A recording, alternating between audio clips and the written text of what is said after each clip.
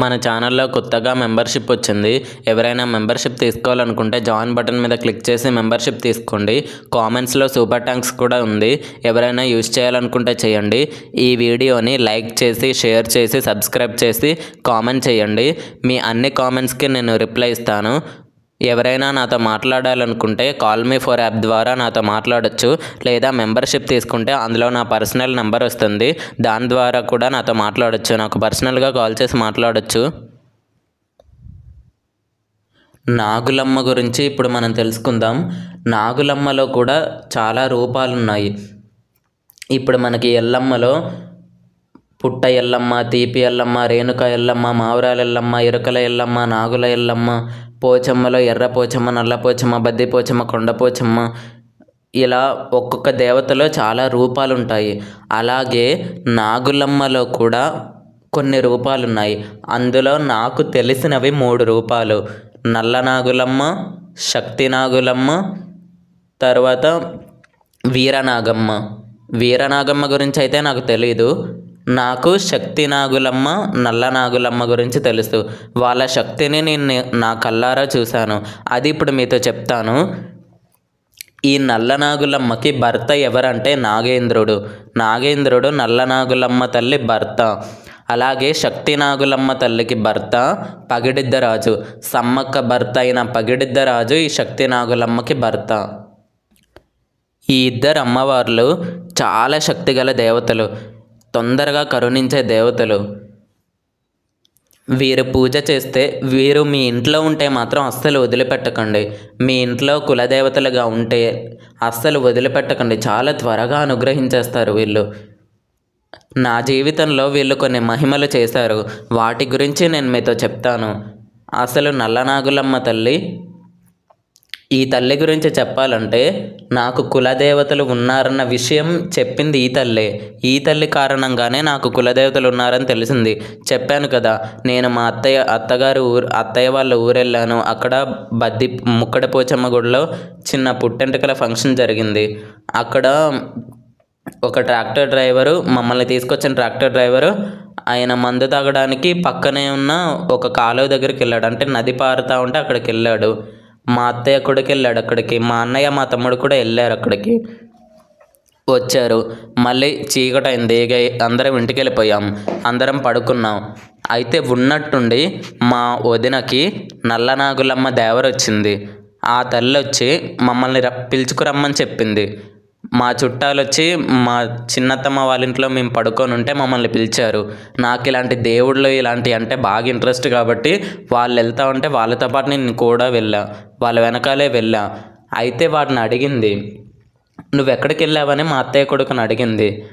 మధ్యాహ్నం నువ్వు ఎక్కడికి వెళ్ళావంటే నేను ఎక్కడికి వెళ్ళలేదు అని అబద్ధాలు చెప్తున్నాడు. నువ్వు ఎక్కడికి వెళ్ళావని గట్టిగా అడిగింది ఆమె. అయినా వాడు నవ్వుతున్నాడు కానీ చెప్పట్లేదు. అంటే చుట్టూ అందరూ ఉన్నారు కదా, తిడతారేమోనని భయంతో చెప్పట్లేదు. తర్వాత వాడిని ఒక దెబ్బ కొట్టింది చెంప మీద. లాగిపెట్టి ఒకటి కొట్టింది. కొట్టిన తర్వాత వీడు ఇలా కాలువ దగ్గరికి వెళ్ళాడు. గుడి పక్కన ఉన్న కాలువ దగ్గరికి వెళ్ళాడు.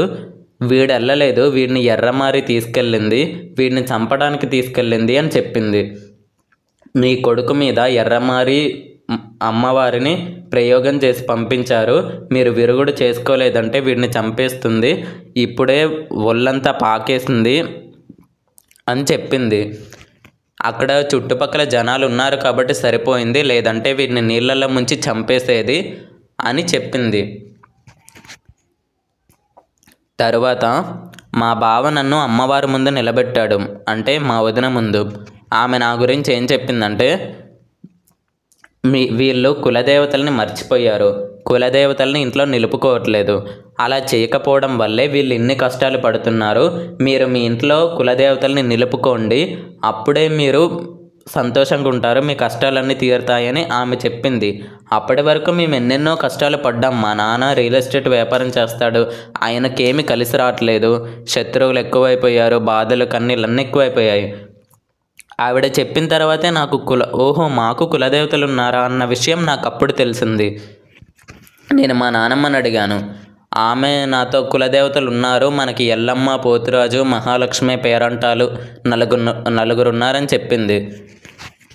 అయితే ఎల్లమ్మ, పోతురాజు, మహాలక్ష్మి వీళ్ళు ముగ్గురే దేవతలు. మరి పేరంటాలు ఎవరంటే ఆ వంశంలో పెళ్ళి కాకుండా చనిపోయిన ఆడవాళ్ళు పేరంటాల్లో కలిసిపోతారంట.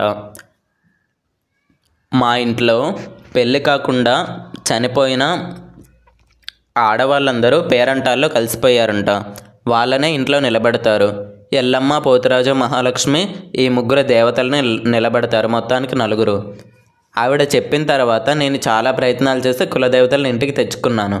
తర్వాత అసలు ఆవిడకి ఈ దేవర ఎలా పట్టిందంటే, మా అత్తయ్య గారి ఊరి వైపు కట్టమైసమ్మ గుడి అని ఒక గుడి ఉంటుంది. ఆ గుడిలోనే ఈ నల్ల నాగులమ్మ తల్లి ఉంటుంది. మా వదిన ప్రతి సంవత్సరం నాగుల చవితికి వెళ్ళి పుట్టలో పాలు పోసి భక్తిగా ఉండేదట. ఆవిడ చాలా భక్తురాలు. ఒక్కసారి ఆవిడకి దేవర వచ్చిందంటే మినిమం గంట సేపైనా అలాగే ఉంటుంది. ఏ దేవర వచ్చినా సరే, ఎల్లమ్మ వచ్చినా కానీ ఉంటుంది. ఎల్లమ్మ ఎవరి ఒంటి మీద 5 నిమిషాల కంటే ఎక్కువసేపు ఉండదు, కానీ ఆవిడ మీద గంట సేపైనా ఉంటుంది. అంతటి మహాభక్తురాలు ఆమె. పుట్టలో పాలు పోసి ప్రతి సంవత్సరం భక్తిగా ఉండేది. అయితే ఒకరోజు దేవర వచ్చిందంట. వాళ్ళ ఇంట్లో కూడా ఎన్నో మహిమలు చేసింది. ఒకసారి వాళ్ళ నాన్నగారు ఆవిడ వాళ్ళ ఇంట్లో ఉన్నప్పుడు, అంటే మా వదిన మా అత్తయ్య గారి ఇంట్లో ఉన్నప్పుడు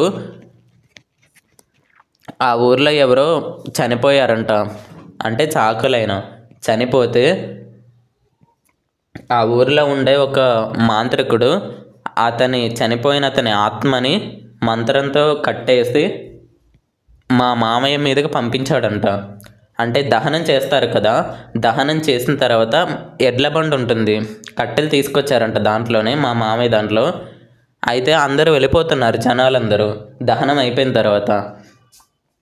మా మామయ్య ఏమో వెనకే ఉన్నాడు.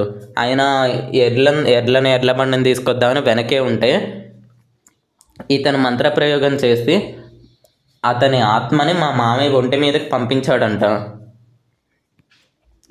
అయితే మామయ్య కనిపించట్లేదు, మామయ్య రావట్లేదు, ఏంటని అందరు వెతుకుతున్నారు, ఎక్కడా కనపడట్లేదు. మా వదినకి ఒక్కసారి ఒంటి మీద దేవరొచ్చి ఊగిపోతూ ఇలా ప్రయోగం చేశారు, మీరు వెళ్ళండి, అతను అక్కడే ఆ శ్మశానంలోనే ఉన్నాడు, అతన్ని చంపాలని ఆత్మ చూస్తోంది, నేను కాపాడుతున్నాను అని చెప్పిందట. వీళ్ళు ముందు ఊరంతా తిరిగారు, ఆ శ్మశానం దగ్గర కూడా చూశారు, కానీ అక్కడ మా మామయ్య కనిపించలేదు. ఎందుకు కనిపించలేదంటే ఆత్మశక్తి, ఆత్మ అంటే ఆ మంత్రగాడి మంత్రబలం వల్ల, ఆత్మకున్న శక్తి వల్ల మా మామయ్య ఎవరికంటికి కనిపించలేదు. తర్వాత దేవరచ్చి చెప్పిన తర్వాత మీ నాన్న అక్కడే ఉన్నాడు, వెళ్ళి ఆ శ్మశానంలో చూడండి అంటే వీళ్ళు వెళ్ళి చూశారు.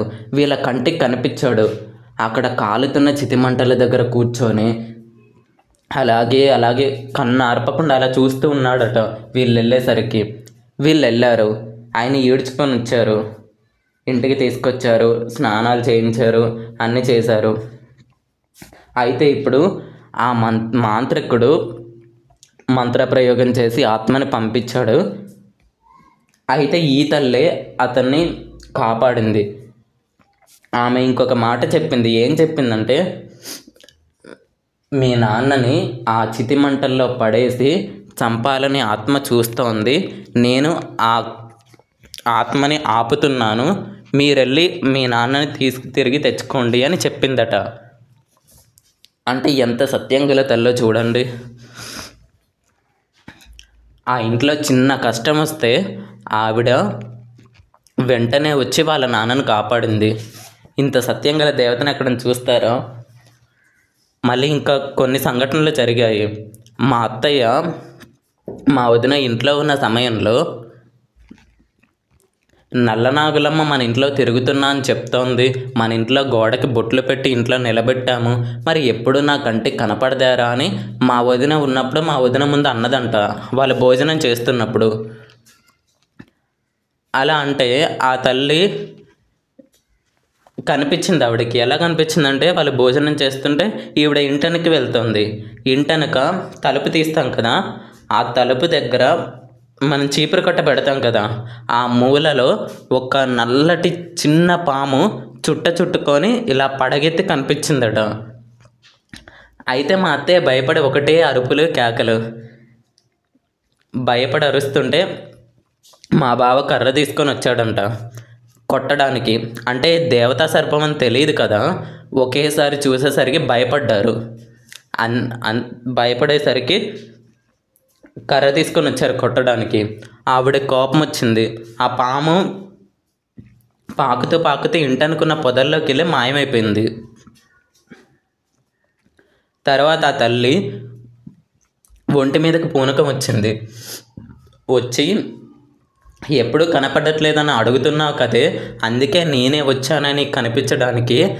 ఎప్పుడు కనపడట్లేదు అని అడుగుతూ ఉంటావు, మరి కనపడితే నన్ను కొట్టడానికి కర్రెత్తావు, ఇక నేను మీ ఇంట్లో ఉండను అని ఆవిడ బయటికి వెళ్ళిపోయిందట.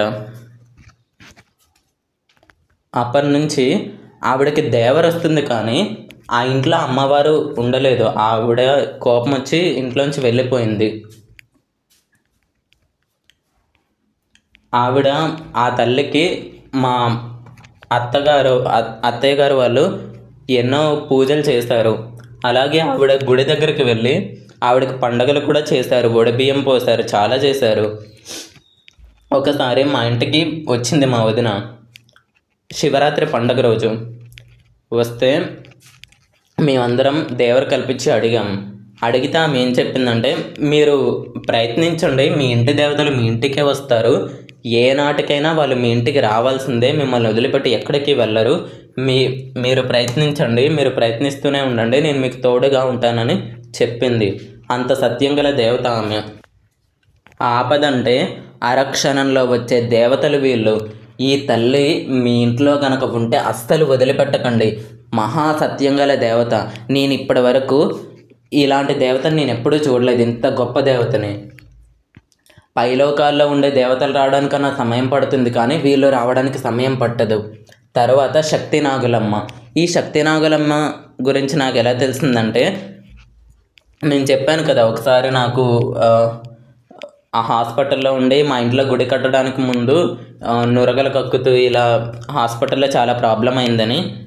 నేను తాగిన వాటర్లో పాయిజన్ కలిసింది. హాస్పిటల్లో నురగలు కక్కుతూ ఇలా ఇబ్బంది పడ్డ తర్వాత మా నాన్నని ఒక ఆయన దగ్గరికి పంపించాను, ఒక గురువు దగ్గరికి. అంటే ఆయన ఈ గంగ స్నానాలు, ఇంట్లో దేవుడిని పట్టడాలు, పండగలు చేస్తుంటారు కదా, అతని దగ్గరికి పంపించినప్పుడు అతనికి శక్తి నాగులమ్మ దేవత ఒంటి మీద ఉంది. ఆ తల్లి మా నాన్నతో ఏం చెప్పిందంటే, నువ్వు ప్రయత్నించు, నేను నీకు మాట ఇస్తున్నాను, మీ ఇంటి దేవతను మీ ఇంటికి తీసుకొస్తానని ఆవిడ మాట ఇచ్చిందట మా నాన్నకి. తర్వాత మేము గుడి కట్టాం. సేమ్ ఆవిడ మాట ఇచ్చిన ఒక్క వారానికే మా ఇంట్లో ఎల్లమ్మ గుడి కట్టాము. అంత సత్యం గల దేవత.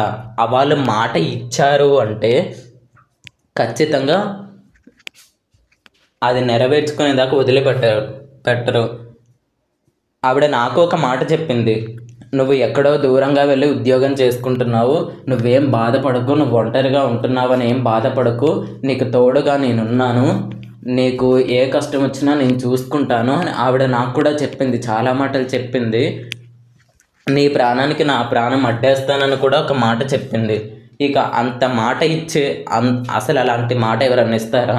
నీ ప్రాణానికి నా ప్రాణం అడ్డేస్తాను ఏ దేవుడన్నా చెప్తాడా? చెప్పరు. కానీ ఆ తల్లి చెప్పింది అంటే ఎంత సత్యం గల దేవత, ఎంత గొప్ప దేవత మీరే అర్థం చేసుకోండి. వీళ్ళు పూనకాలు వచ్చినప్పుడు ఒక్కొక్కసారి సందర్భాన్ని బట్టి దేవతలు ప్రశాంతంగా పూనకాలు వస్తారు. అంటే ఇప్పుడు ఎవరికన్నా కష్టం వచ్చిందంటే వాళ్ళ భూత భవిష్యత్తు వర్తమానాలు చెప్పడానికి, వాళ్ళు తెలియక ఏమైనా తప్పులు చేస్తుంటే పరిహారాలు చెప్తారు కదా, మీకు ఈ దోషాలు ఉన్నాయి, ఆ దోషాలు ఉన్నాయి, పరిహారాలు చేసుకోండి అని చెప్పేటప్పుడు ప్రశాంతంగా వస్తారు వాళ్ళు. కానీ మనం పండగలు చేస్తాం కదా, ఇంట్లో గుడి కట్టడం, లేకపోతే ఇంట్లో నిలబెట్టడం, గంగ స్నానాలు చేయించడం, ఇలాంటి పండగలప్పుడు చాలా ఉగ్రంగా వస్తారు. అప్పుడు మనం వెళ్ళి, అమ్మ నేను నీ భక్తుడిని, నీ కాలు పట్టుకుంటా, నన్ను ఆశీర్వదించని అడిగినా కానీ వాళ్ళు కోపంగా గట్టిగా అరుస్తారు. అది మనం అదిరిపడి భయపడేంత గట్టిగా అరుస్తారు. రీసెంట్గా మా బావ, చెప్పాను కదా మా అత్తయ్య వాళ్ళు ఉన్నారని, వాళ్ళ ఇంట్లో కొత్త ఇల్లు కట్టుకొని ఇంట్లో దేవుడిని నిలబెట్టారు. ఎన్నో రోజులు అవ్వలేదు, ఒక వారం 10 రోజులు అవుతుంది. వాళ్ళు ఇంట్లో దేవుడిని నిలబెట్టినప్పుడు వాళ్ళకి చాలా దేవుళ్ళు ఉన్నాయి ఇంట్లో. ముఖ్యంగా ఎల్లమ్మ, పోతురాజు, మహాలక్ష్మి, పేరంటాలు వీళ్ళున్నారు. మా వదిన పెళ్ళప్పుడు మా వదిన ఒంటి మీదకి వెంకటేశ్వర స్వామి, అయ్యప్ప స్వామి ఇద్దరు ఒకేసారి వచ్చారు. వాళ్ళిద్దరిని కూడా ఇంట్లో నిలబెడుతున్నారు. మధ్యలో ఒక 10 సంవత్సరాలు 7 సంవత్సరాల ముందు నల్లనాగులమ్మ తల్లి వచ్చింది. ఆ తల్లిని కూడా వాళ్ళ ఇంట్లో నిలబెడుతున్నారు. ఇక్కడ ఒక మంచి విషయం ఉంది. నల్లనాగులమ్మని ఇంట్లో నిలబెట్టేటప్పుడు వాళ్ళు ఏం చేశారంటే, పసుపు గోడకి రాసి బొట్లు పెడతారు కదా, ఆవిడ నా బొమ్మ గీయండి అని చెప్పిందట మా అత్తయ్య వాళ్ళకి. వాళ్ళు గోడకి పసుపు రాసి నాగులమ్మ బొమ్మని మా అక్క గీస్తుంది, అంటే మా బావ ఆయన వైఫ్ గీస్తుంది. అయితే తెలిసి తెలియక అలా గీస్తుంటే ఆ బొమ్మ నాగులమ్మకు బదులు నాగేంద్రుడి బొమ్మ అయింది. నాగులమ్మ బొమ్మ గీయబోయి తెలియకుండా నాగేంద్రుడి బొమ్మ గీసేసింది గోడ మీద. అయితే వెంటనే ఆవిడకి నాగేంద్రుడి దేవర వచ్చిందట. ఇప్పటికి కూడా ఉంది ఆవిడకి ఒంటి మీద. అయితే ఈ నాగేంద్రుడు అసలు ఎవరు అంటే, ఈ నల్ల నాగులమ్మ తల్లి యొక్క భర్త. వాళ్ళిద్దరికి పడదంట. అసలు ఎందుకు పడదో నాకైతే తెలియదు. వాళ్ళిద్దరికి పడదంట, ఒకరున్న చోట ఇంకొకరు ఉండరు అని వాళ్ళే చెప్పారు వాళ్ళ నోటితో.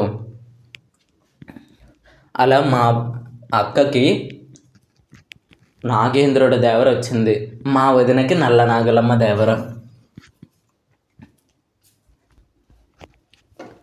ఈ నాగేంద్రుడు మొన్న రీసెంట్గా ఇంట్లో నిలబెట్టారని చెప్పాను కదా, వాళ్ళు ఎల్లమ్మ, పోతురాజు, మహాలక్ష్మి, పేరంటాలను నిలబెట్టారు.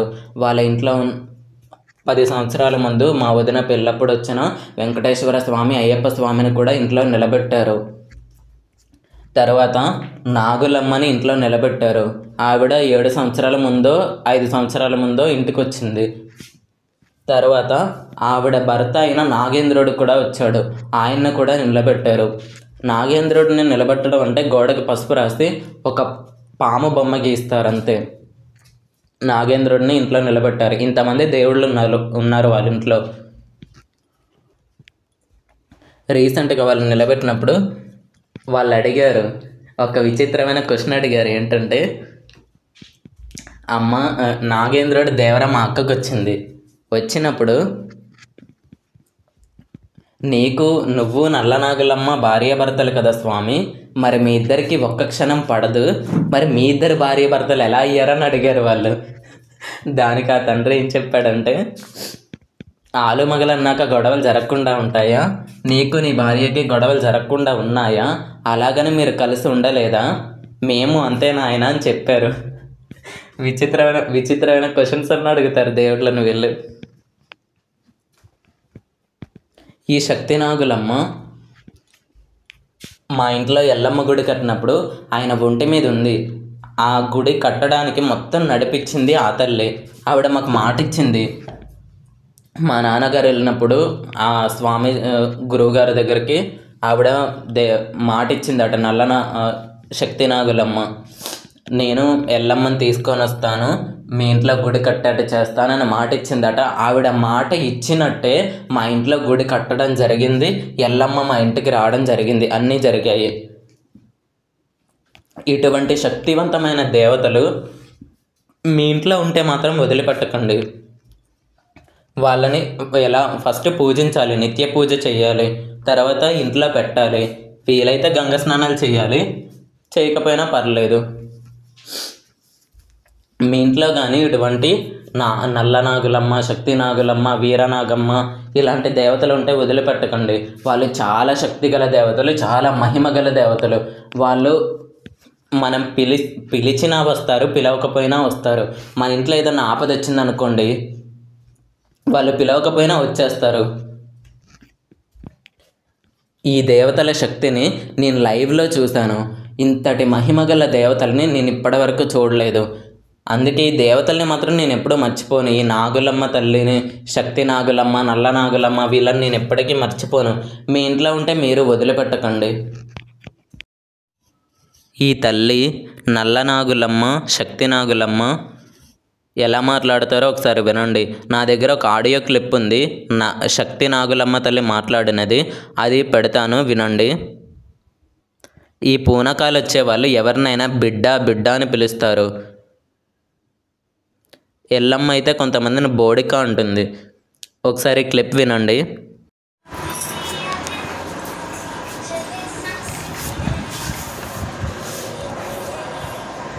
అసలు ఏం ఎట్లా దిగులు పడాల్సిన అవసరం లేదు. కాకపోతే ప్రాణం కొంచెం నలతగా అనిపిస్తుంది బిడ్డ. అసలు ఏం ఎట్లా ఒక్కోసారి అసలు ప్రాణానికి కూడా అసలు ఏమాత్రం మంచిగా ఉండట్లేదు. కాస్త నలతగానే కాస్త మబ్బు మొత్తం ఒక్కోసారి కాల్చి లాగినట్టే కొంచెం ఇప్పుడు కాస్త ఏదన్నా పూజ ఏదన్నా చేసుకుందామన్నా చేత కాకుండా అవుతుంది బిడ్డ. బాగా మత్తగా ఉంటుంది మధ్యకాలంలో. మత్తగా అసలు ప్రాణం హుషారు అనిపించట్లేదు. తెల్లారు లేద్దామంటే లేచేతనయ్యేది లేదు. అసలు దిగులు పడాల్సిన అవసరం లేదు. మంచి భవిష్యత్తు ఉంది. ఆ రోజు చెప్పింది అది, ఈరోజు చెప్పేది. నువ్వు దిగులు పడాల్సిన అవసరం లేదు. నువ్వు తలిసే దైవం, నువ్వు కొలిసే దైవం ఇప్పటికి ఎన్నంటే ఉంటుంది. నువ్వు దిగులు పడాల్సిన అవసరం లేదు. ఎటువంటి నలిపి ఉండదు. కాకపోతే నువ్వు వెళ్ళిన దారితో మంచిడున్న ఏమున్నా మేము చూసుకుంటాం బిడ్డ. నువ్వు బాధపడాల్సిన అవసరం లేదు. ఏదైనా పర్వాలేదు, కొంచెం ఓపికతోటే ఉంది. కాస్త ఓపిక పట్టుకొని నువ్వు దిగులు పడద్దు. మంచి భవిష్యత్తే ఉంది. ఇది నీకు ఆరంభం. నీకు అంత మంచిగా ఉంటుంది బిడ్డ. భవిష్యత్తు కూడా మంచిగానే ఉంది. ఇంకా ముందు ముందు అనుకునే పనులన్నీ మంచిగా ఉంటుంది. దీని ద్వారా ఇంకా పెద్ద స్థాయికే వస్తావు. నువ్వు దిగులు పడకు. అక్కడ ఉండే వాళ్ళ చూపు అందరిది మంచిదో కాదు, కొంచెం చెడు ఉంటుంది బిడ్డ. చెడు ఖచ్చితంగా ఉంది. నువ్వు దిగులు పడకు. కాకపోతే ఎవరిదేమున్నా సరే నీ దాకా రాకుండా, నీ ప్రాణానికి నా ప్రాణం ఏమి అడ్డేస్తే నువ్వు దిగులు పడకు బిడ్డ. కొంచెం చెడు చూపు అయితే ఉంది. నువ్వు దిగులు పడకు. అటువంటిది ఏమి నీకు ఎటువంటి నలత నీ దాకా రాకుండా, నీకు ఆ చెడు ప్రభావం పడకుండా చూసుకునే బాధ్యత మాది. ఆ గుడి కట్టిన తర్వాత మా ఇంటికి వచ్చిందా? వచ్చింది బిడ్డ. కనపడదు. ఇప్పుడు వస్తుంది బిడ్డ. దిగులు పడకు, కనబడుతుంది. నువ్వేం బాధపడాల్సిన అవసరం లేదు. అర్థమైందా బిడ్డ? అంత మంచిగా ఉంటుంది. నిండారులోనే ఉంది. మరి ఇల్లు ఒళ్ళు కళ్ళు ఉంది బిడ్డ. నీకు అన్ని రకాల కనిపెట్టుకునే ఉంటుంది. మరి అన్ని కనిపెట్టుకొని ఉంటే అసలు ఎప్పుడో ఒకసారి కళ్ళలో కూడా కనపడుతుంది బిడ్డ. ఓపిక నువ్వు దిగులు పడదు. కనపడుతుంది, అన్ని చెప్పుకుంటుంది. ఇంకా అన్ని విధాలుగా వస్తుంది. నువ్వు దిగులు పడాల్సిన అవసరం లేదు బిడ్డ. ఆ చూపు, ఆ దయ ఉండబట్టికే నీకు అప్పటికిప్పటికి ఎట్లుంది, నీకు మార్పు తెలుస్తూనే ఉంది బిడ్డ. ఇంట్లో అయినా తెలుస్తుంది. నువ్వు దిగులు పడకు బిడ్డ. మేము ఉన్నంత సేపు నువ్వు ఓపికతో ఉండు. నువ్వు దిగులు పడకు. నా అక్క గురించి అయినా మీ గురించి ఎటువంటి నలత లేదు బిడ్డ. ఇంట్లో కొల్లారులో కాసుకొనే ఉంది. మా ఇంట్లో ఎవరెవరు తిరుగుతున్నారమ్మా? ఖచ్చితంగా అర్థమైందా బిడ్డ? నా అక్క చూపింది మా దయ, నా దయ ఉంది. నా అర్థమైందా బిడ్డ? తండ్రిది ఉంది. అన్ని విధాలు మేము కలవెలిసి తిరుగుతూనే ఉన్నాం. మా ఇంట్లో ఎవరెవరు తిరుగుతున్నారు అంటున్నా? మా తండ్రిది, నా అక్కది. అర్థమైందా? మా చూపు, మా అడుగు ఇంటి మీదే ఉంది. నాది కూడా ఉంది. నా అక్క తిరుగుతుంది. మేము, నా తండ్రిది ఉంది. అర్థమైందా? పోతురాజు ఉన్నాడా? మరి ఉన్నాడు బిడ్డ. మరి ఆయన అప్పుడప్పుడు వచ్చిపోతుందంట.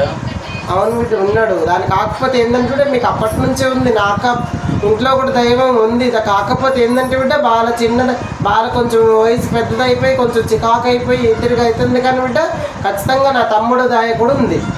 పోతురాజు ఎవరి మీద కన్నా వస్తాడా? మరి పోతురాజు కన్నా నా అక్క చూపే ఉంది బిడ్డ. నాకు వస్తుంది. నువ్వు దిగులు పడకు. పోతురాజు కన్నా నాకే వస్తుంది. అంటే మా తమ్ముడి మీదకి అసలు రావడానికి కొంచెం సమయం ఉంటుంది బిడ్డ. కాకపోతే ఏంటంటే నా అక్క అయితే ముందడుగునే ఉంటుంది.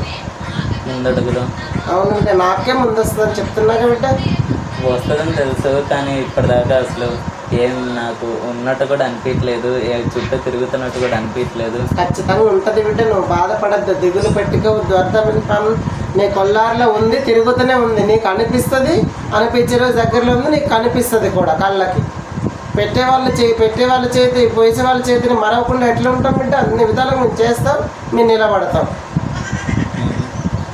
నువ్వు దేని గురించి రంది పెట్టుకోవద్దు బిడ్డ. దిగులు పడాల్సిన అవసరం లేదు.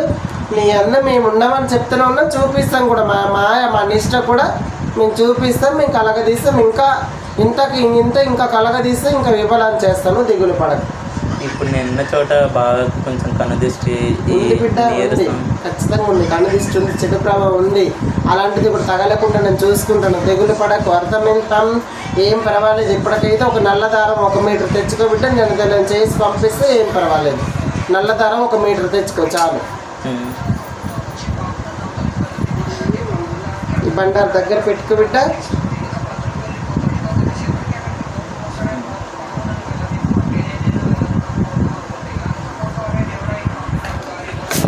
నల్ల దారం కూడా తెచ్చుకో. ఇప్పుడే తేవాలా? అవును ఇప్పుడు తీసుకురాలేదన్నా. తీసుకున్నా బిడ్డ.